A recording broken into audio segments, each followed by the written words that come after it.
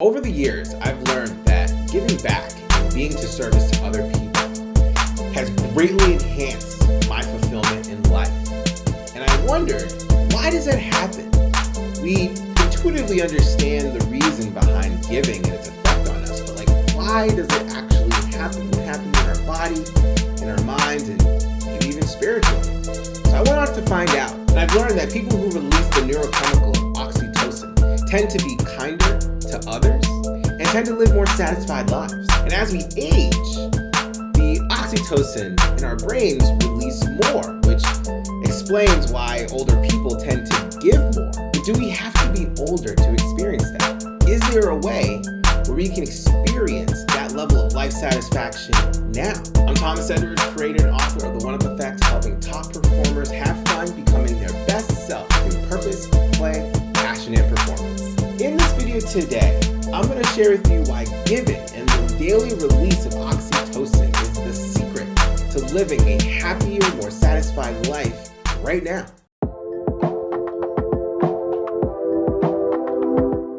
Now, what is oxytocin? Oxytocin is defined as a neurochemical widely known for its role in social attachment, interpersonal trust, and generosity. Dr. Paul Zak of Claremont Graduate University decided to do a study to learn more about whether or not we have the opportunity to experience it now, as opposed to just waiting until we get older for that release and that experience of life satisfaction.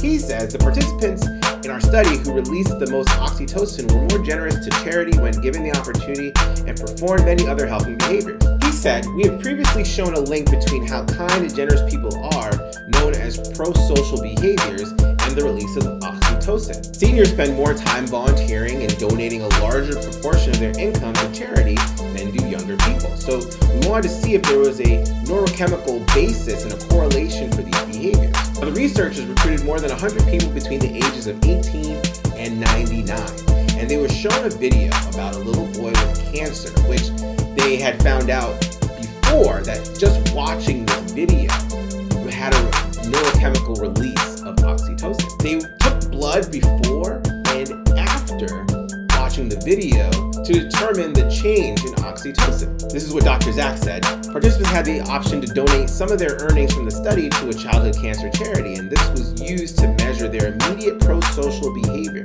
And we also collected data on their emotional states to provide information on their overall satisfaction with life. Now, this is what's interesting.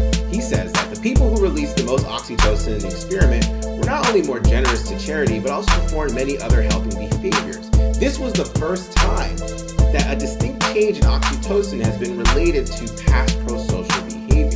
Hey, I hope you're enjoying this video, and I want to let you know that I have a presentation on how to make life a game that you can win and have fun playing.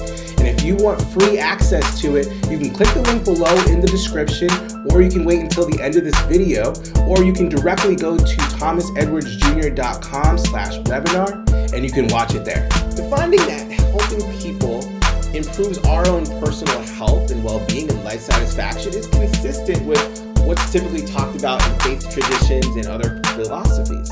Serving others appears to prime the brain to release this oxytocin so it can instill these feelings of gratitude and appreciation. Why is this important? Well, we immediately think that in order to give, that we need to be giving a lot, whether it's money or something else. But the truth is, we all have an opportunity where we can give. For me personally, I didn't realize how selfishly focused I was until I started to spend time with other people who needed my support. Not necessarily my clients, but people who were struggling for help, people who were struggling with addiction, homeless people, people who just appeared to be having a hard time with life.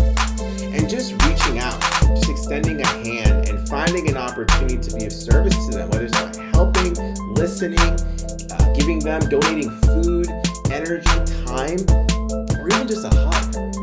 For me, it made me realize how much more I have available to give. And that experience of even just hugging a random stranger made me feel so connected. It made me more empathic towards other people, and it made me experience a level of gratitude that I hadn't experienced before. And And I wanted to keep this in my life on a regular basis. And so I make a point every day to find an opportunity to connect with a stranger or to reach out to a friend and express my gratitude for them being in my life, because just that behavior allows me to feel this sense of gratitude and deep empathy for not just the people that I know, but also the people that I don't know. And when I go out into the world, as chaotic as it may appear to be, I can still hold that empathy and compassion for people who may not agree with how I see the world, and be able to see them as a person as well. And if they are someone who is hurting or in need, I can be in service to them. And that helps me live a happier, more satisfied life.